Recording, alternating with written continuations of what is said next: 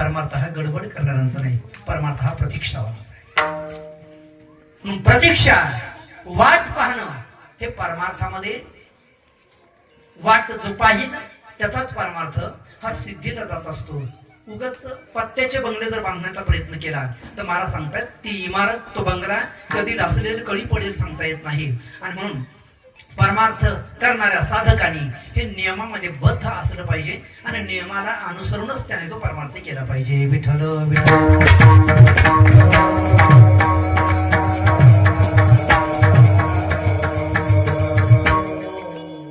मग नियम काय आहे?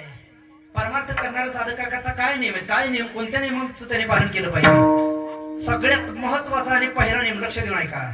ज्याला परमार्थ सिद्ध करायचा आहे, ज्याला परमार्थाची फलश्रुती खऱ्या अर्थानं पाहिजे, त्या साधकाने त्याचं मन ताब्यात ठेवलं पाहिजे.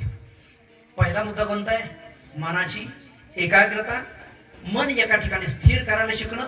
ज्याचं मन एका ठिकाणी आलं ना, परमार्थ करण्याकरता त्याला फार काय करावं लागत नाही. तुकोबरा वर्णन करताय, थोडे आहे चित्त साह्य झालिया. चित्त जर जागेवर असेल तर परमार्थ सुद्धा जागेवरच होतो, आणि चित्त जर भरकटत असेल तर केलेला परमार्थ सुद्धा भरकटतो महाराज. म्हणून चित्त एका ठिकाणी पाहिजे.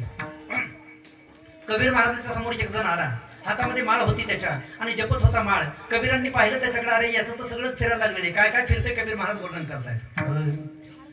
माला तो फिरे हात में, हातामध्ये माळा, माला तो फिरे हात में, जीभ फिरे मुख माही.